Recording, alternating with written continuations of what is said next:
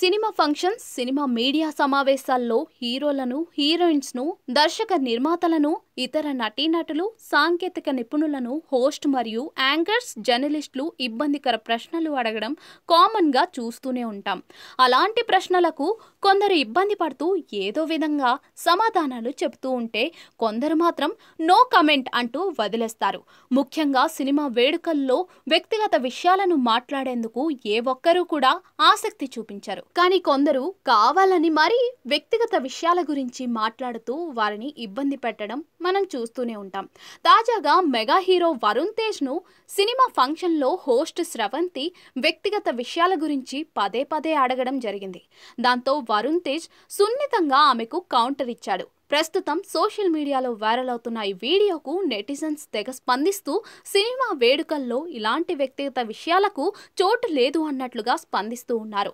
Guest గా వచ్చిన వారిని ఇబ్బంది పెడుతూ మాట్లాడటం ఎంతవరకు కరెక్ట్ అంటూ సినిమా పరిశ్రమకు చెందిన వారు సైతం కొందరు గతంలో జరిగిన సంఘటనలు సైతం తీసుకువచ్చి తమ అభిప్రాయం వ్యక్తం చేస్తూ ఉన్నారు. ఇంతకు ఏం జరిగిందంటే, ప్రిన్స్ హీరోగా నటించిన కలి సినిమా అక్టోబర్ 4న ప్రేక్షకుల ముందుకు రాబోతుంది. సినిమా ప్రమోషన్లో భాగంగా జరిగిన ప్రీ రిలీజ్ ఈవెంట్లో మెగా హీరో వరుణ్ తేజ్ కూడా పాల్గొన్నారు. కార్యక్రమానికి హోస్ట్ గా వ్యవహరించిన స్రవంతి ఒకానొక సమయంలో వరుణ్ తేజ్ ను ఉద్దేశించి లావణ్య త్రిపాఠితో ప్రేమ విషయం గురించి అడిగే ప్రయత్నం చేసింది. లావణ్య త్రిపాఠితో ప్రేమ వ్యవహారం గురించి స్పందించమని అడిగిన సమయంలో వరుణ్ తేజ్ అలాంటి విషయాలు చెప్పను అన్నారు.